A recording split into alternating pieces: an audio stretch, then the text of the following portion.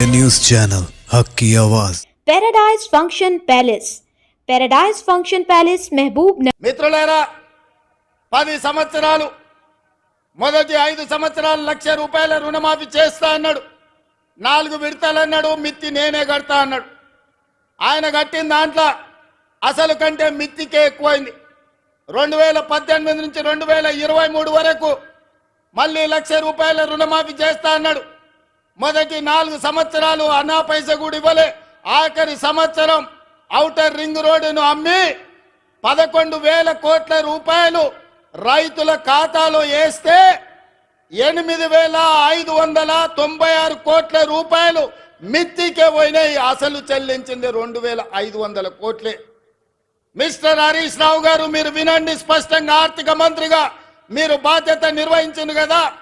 Outer ring road 7,500 కోట్ల రూపాయలకు తెగ నమ్మి ఆనాడు కాంగ్రెస్ పార్టీ నిర్మించి ఒక అద్భుతమైన ఆస్తిని నగరానికి, తెలంగాణ రాష్ట్రానికి ఇస్తే దాన్ని అమ్మేసి 5 సంవత్సరాలలో రైతు రుణమాఫీ చేసింది మీరు 11,000 కోట్లు అయితే అందులో 8,500 కోట్ల రూపాయలు మిత్తికే సరిపోయినాయి. మీరు చెల్లించిన అసలు 2,500 కోట్లే. ఇవాళ ఈ వేదిక మీద నుంచి లెక్కలు చెప్తున్నా.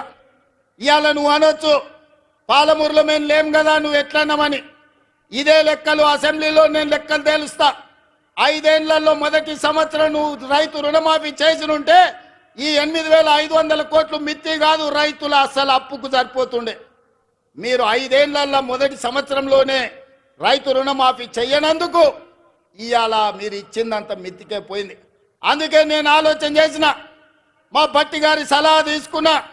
ఇవాళ నేను ఈ వేదిక మీద నుంచి సగర్వంగా తెలంగాణ రైతాంగానికి గొప్పగా నేను చెప్పదలుచుకున్నా. 29 రాష్ట్రాలలో ఉన్న ముఖ్యమంత్రులను కానీ ప్రధానమంత్రి నరేంద్ర మోడీని, కల్వకుంట్ల చంద్రశేఖరరావును సవాలు విసురుతున్నా.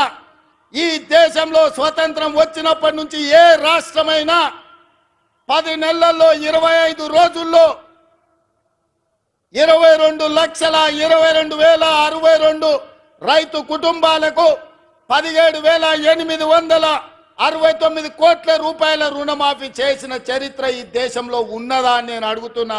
చర్చలకు మీరు సిద్ధంగా ఉన్నారా నరేంద్ర మోడీ గారు అని నేను అడుగుతున్నా.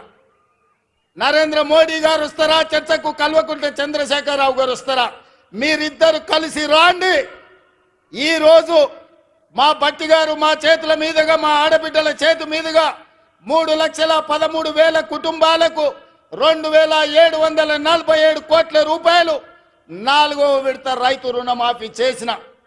మొత్తంగా 25 లక్షల రైతు కుటుంబాలకు 21,000 కోట్ల రూపాయల రైతు రుణమాఫీ మొదటి సంవత్సరంలో చేసిన ప్రభుత్వం, ప్రజా పాలన ఈ దేశంలో ఉన్నదే అంటే అది తెలంగాణ. ఈ తెలంగాణ రాష్ట్రం రైతులకు రుణమాఫీ చేసిందంటే సోనియమ్మ ఆశీర్వాదంతో, రాహుల్ గాంధీ గారు ఇచ్చిన గ్యారంటీతో చేసినామని నేను చెప్తున్నా.